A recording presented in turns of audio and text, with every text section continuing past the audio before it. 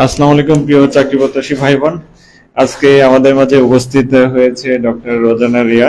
সে সম্প্রতি BMDC course পাশ করেছে, যেটা হচ্ছে যারা বাইরে থেকে পড়াশোনা করে ডাক্তারি তাদের হচ্ছে বাংলাদেশের একটা স্বীকৃতি। এই ডিগ্রিটা অর্জন করলে বা এই কোর্সটা পাশ করলে সে বাংলাদেশের লাইসেন্সধারী একজন ডাক্তার হিসেবে স্বীকৃত হন। এটা আসলে দীর্ঘ পরিশ্রম এবং অধ্যবসায়ের একটা ফলাফল।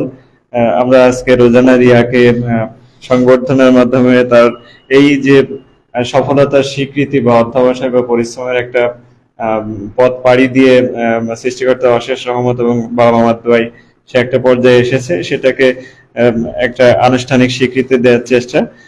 যদিও এটা আয়োজনটা খুব সীমিত পরিসরে, তারপরেও রোজানা রিয়াকে অসংখ্য ধন্যবাদ জানাতে চাই, সে আমাদের মাঝে উপস্থিত হয়েছে। এখন তারই বড় বোন দীর্ঘ পথ চলা একসাথে কাজী ইয়াসমিন বিটিকে আমন্ত্রণ জানাচ্ছি সংবর্ধনায় অংশগ্রহণ করার জন্য। এবং আমাদের সামনে উপস্থিত রয়েছে আমাদের শ্রদ্ধেয় আপু এবং ভাইয়েরা। এখন তাকে পুরস্কৃত করে সম্মানিত করতে চাই। বিধি ধরো।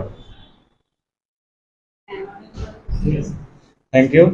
এখন রোজানা রিয়ার কাছ থেকে তার সফলতার কিছু গল্প আমরা শুনবো।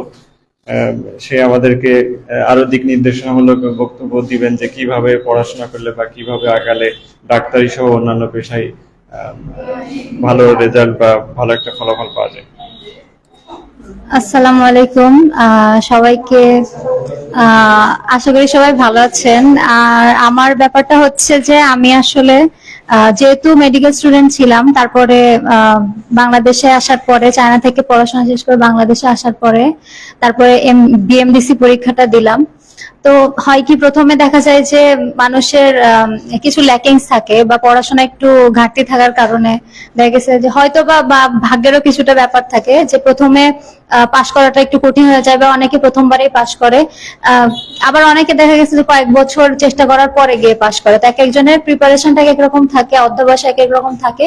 কিন্তু যে আসলে যেই সেক্টরে পরীক্ষা দিক না কেন, হতে পারে মানে চাকরি, সবাই তো চাকরি প্রত্যাশী আসলে। তো কেউ হয়তো বিসিএস এর জন্য ট্রাই করে, কেউ হয়তো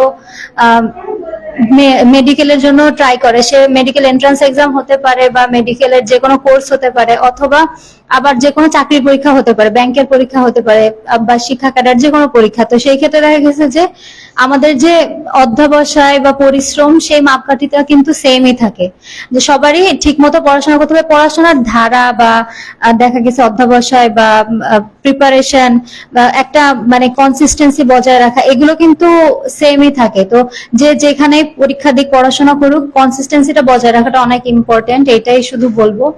আর আমার জন্য দোয়া করবেন। আমার যতটুকু অ্যাচিভমেন্ট এই ছোট্ট বয়সে, আর আমাকে হচ্ছে ভাইয়া যেভাবে সংবর্ধনা দিলেন, আমি খুবই খুশি, খুবই আনন্দিত, খুবই কৃতজ্ঞ।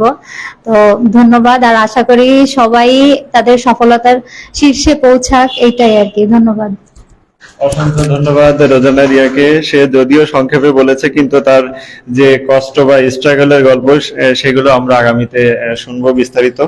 তো যাই হোক, তাকে আসলে আমার তরফ থেকে অনেক শুভকামনা ও দোয়া থাকবে এবং বরাবরই তার প্রতি থাকে, কারণ সে আমার ছোট বোনের মতো। তার এই সফলতায় আমরা যারা আত্মীয় স্বজন আছি বা তার বাবা মা তো অনেক খুশি, আর আমরাও অনেক খুশি। সেই কারণে তাকে আবারও অসংখ্য ধন্যবাদ জানাচ্ছি। আর এবং সকলকে আমন্ত্রণ জানাচ্ছি, আপনারা সবাই বেশি বেশি পড়াশোনা করবেন এবং নিয়মিত পড়াশোনার মাধ্যমে পরীক্ষায় অংশগ্রহণ করবেন। পরীক্ষায় যত বেশি অংশগ্রহণ করবেন, আপনাদের তত কনফিডেন্স, ভুল ত্রুটি সবকিছু দূর হবে। যারা উপস্থিত আছেন সকলকে অসংখ্য ধন্যবাদ সংবর্ধনা অনুষ্ঠানে অংশগ্রহণ করার জন্য। আসসালামু আলাইকুম, সকলে ভালো থাকবেন। আল্লাহ হাফেজ।